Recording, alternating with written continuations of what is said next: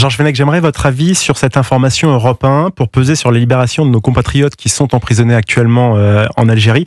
Le ministère de l'Intérieur pourrait imposer des contraintes de déplacement aux diplomates algériens. L'idée serait de contraindre l'ensemble des personnels diplomatiques qui travaillent pour l'Algérie en France à signaler tous leurs déplacements, vraiment tous leurs déplacements hors de Paris ou alors qui s'éloignent de leur lieu de travail.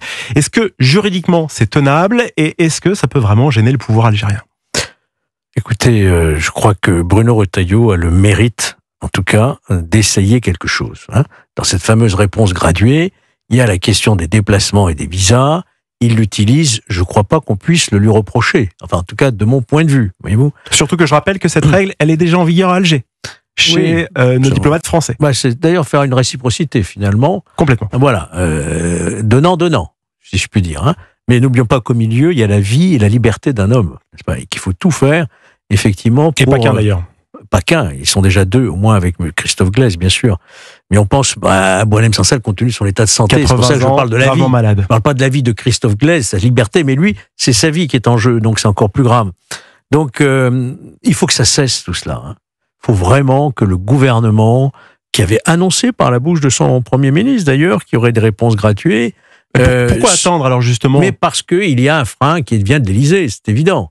Encore une fois, la diplomatie, elle est du domaine exclusif réservé du chef de l'État et qu'il a mis son veto pour toute discussion sur les accords 68, etc. Donc c'est un désaveu, non seulement pour Bruno Retailleau, mais également pour son Premier ministre. Et nous sommes bloqués face à une Algérie qui ne cesse d'humilier la France et qui ne cesse de compliquer. D'ailleurs, nous n'avons quasiment plus de relations diplomatiques. Il n'y a même plus d'ambassadeur d'Alger en France. Et en ce qui, oui, il n'y a plus d'ambassadeurs, comme vous le disiez, en France. Et donc, il y a d'autres mesures graduées qui peuvent être mises en place par le ministère de l'Intérieur. On va attendre comme ça de nouvelles informations. Si on prenait quelques mesures qui touchent au porte-monnaie, je pense que ça ferait peut-être réfléchir quelques hiérarques du régime. Je pense à tous ceux qui ont des biens immobiliers, qui ont des comptes, des fonds en France, des maisons et autres.